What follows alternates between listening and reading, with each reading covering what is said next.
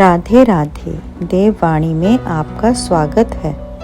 माता गांधारी के तप का फल था एक अद्भुत वरदान, लेकिन दुर्योधन को ये वरदान पूरा क्यों नहीं मिला। आज जानिए गांधारी के असली वरदान का रहस्य। महाभारत की सबसे त्यागी और तपस्वी स्त्रियों में एक थी माता गांधारी।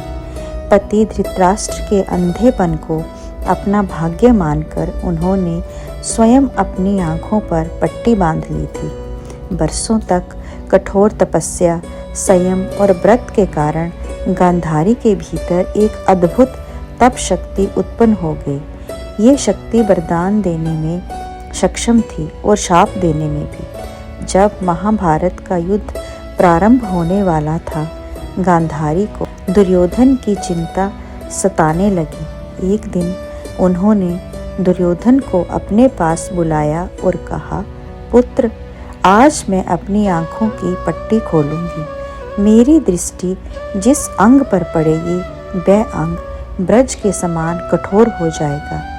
ये गांधारी का असली वरदान था। दुर्योधन अत्यंत प्रसन्न हुआ।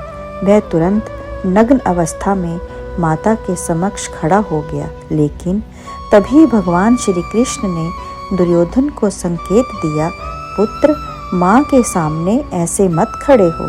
दुर्योधन ने जल्दी से अपनी जांघों को कपड़े से ढक लिया।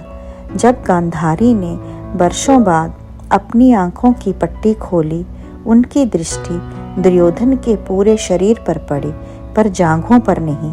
फलस्वरूप दुर्योधन का शरीर तो ब्रज समान कठोर हो गया, लेकिन उसकी जांघें साधारण मानव की ही रहीं। युद्ध के अंत में भीम ने गदा युद्ध में दुर्योधन की उन्हीं जांघों पर प्रहार किया और यही उसकी पराजय का कारण बना। गांधारी का वरदान अधूरा रह गया और ये सिद्ध हुआ कि अधर्म के साथ दिया गया वरदान भी पूर्ण नहीं होता है।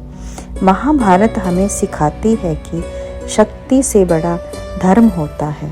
राधे राधे। यदि आपको ये कथा अच्छी लगी हो तो कृपया मेरे चैनल को लाइक, सब्सक्राइब और शेयर करें। राधे राधे।